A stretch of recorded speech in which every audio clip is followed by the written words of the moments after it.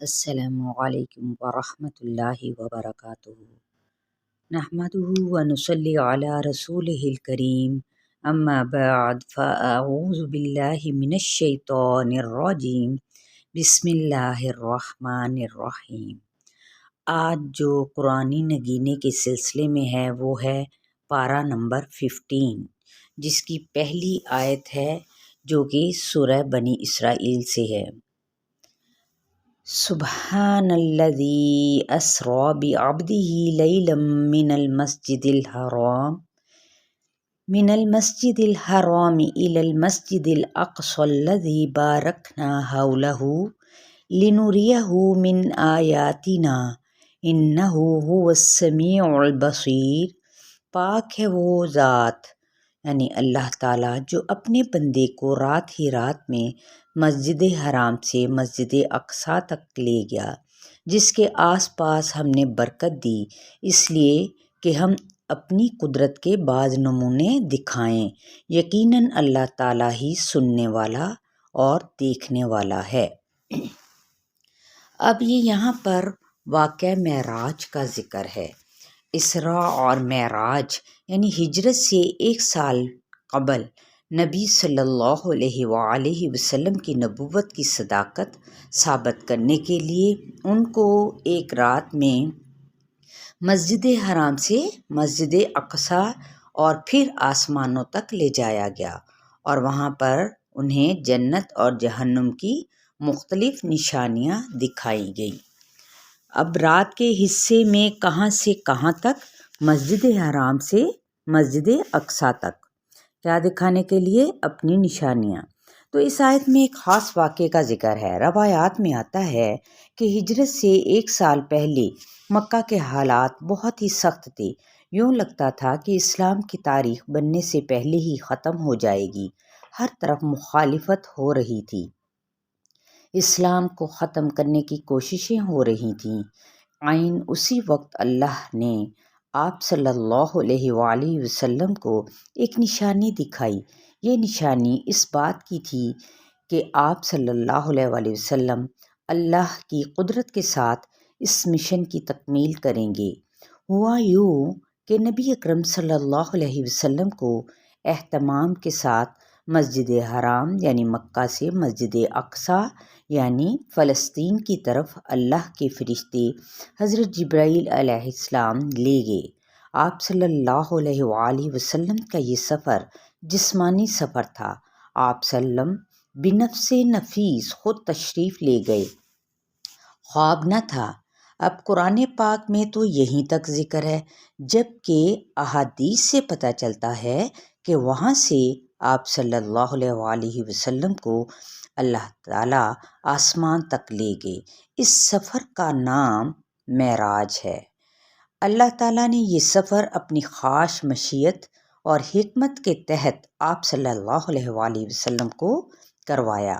مکہ سے مسجد اقصیٰ تک پہنچنے کے بعد آپ صلی اللہ علیہ وسلم نے تمام انبیاء کی امامت فرمائی۔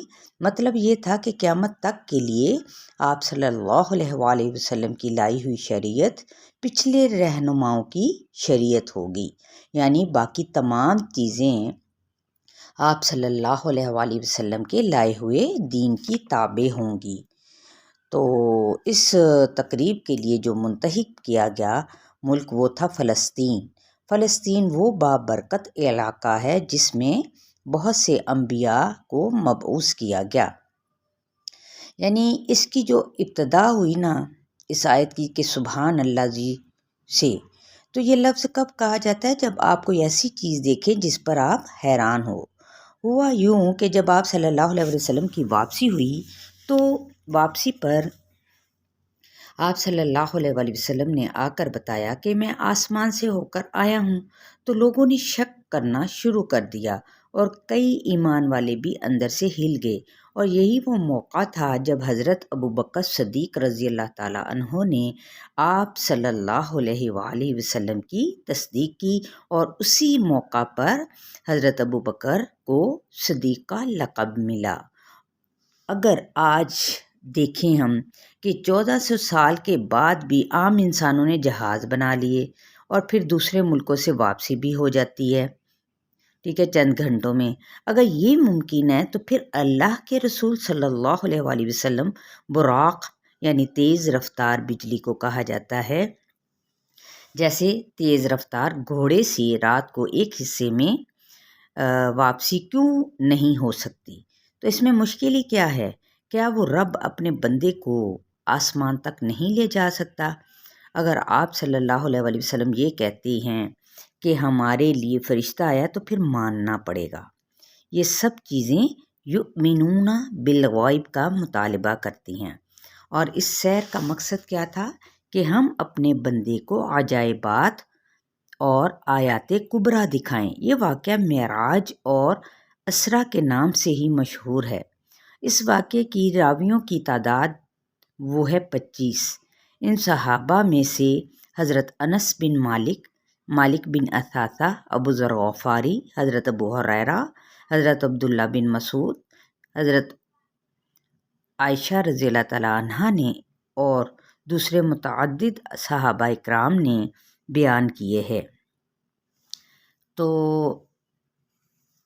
اس میں آپ صلی اللہ علیہ وآلہ وسلم کی مختلف آسمانوں پر انبیاء اکرام سے ملاقاتیں ہوئیں، حالانکہ وہ سب وفات پا چکے تھے، لیکن اللہ کے لیے کچھ بھی مشکل نہیں۔ بہرحال ہم ایمان لائے، وہاں سے آسمان بالا تک انہیں لے جایا گیا، ٹھیک ہے، اور سدرۃ المنتہا پر جو عرش کے نیچے 7ویں آسمان پر ہے، اللہ نے وحی کے ذریعے سے 5 وقت کی نماز کا تحفہ اور بعض دیگر چیزیں عطا کی، جنت اور دوزخ کی سیر کرائی، وہاں پر کچھ لوگوں کو سزا پاتے ہوئے بھی دیکھا۔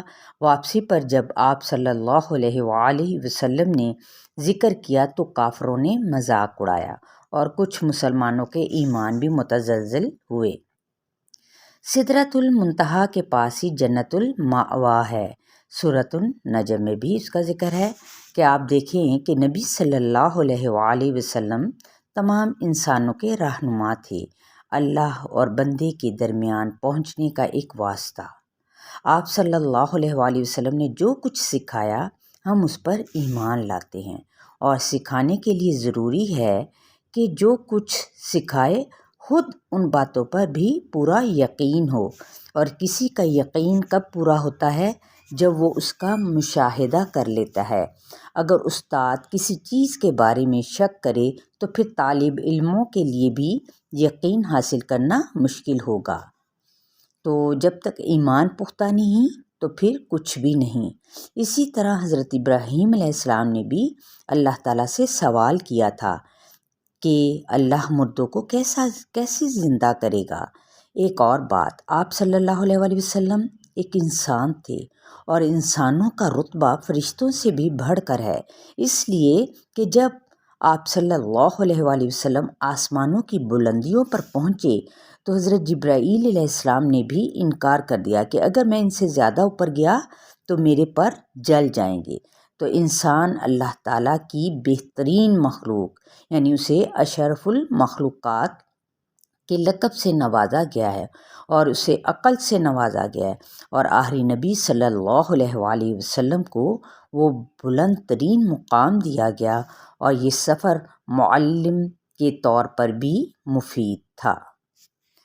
تو یہ نبی کریم صلی اللہ علیہ وآلہ وسلم کی یہ جو سنت ہے سفر علم کی، صحابہ رضی اللہ تعالیٰ عنہما میں بھی اجمعین میں بھی باقی رہی، اور پھر تابعین میں بھی رہی، حتیٰ کہ غیر مؤخرین بھی اس بات پر حیران ہوتے کہ صحابہ اکرام نے بعض اوقات ایک حدیث کے لیے مدینہ سے مکہ تک کا سفر کیا، اور ایک مہینے تک کے لیے بھی وہ اس حدیث کو سیکھنے کے لیے انہوں نے سفر کیا۔ تو یہ ایک چھوٹا سا اس کے اندر ہمیں واقعہ ملتا ہے، اور یہیں سے میں آپ سے اجازت چاہتی ہوں۔ السلام علیکم ورحمۃ اللہ وبرکاتہ۔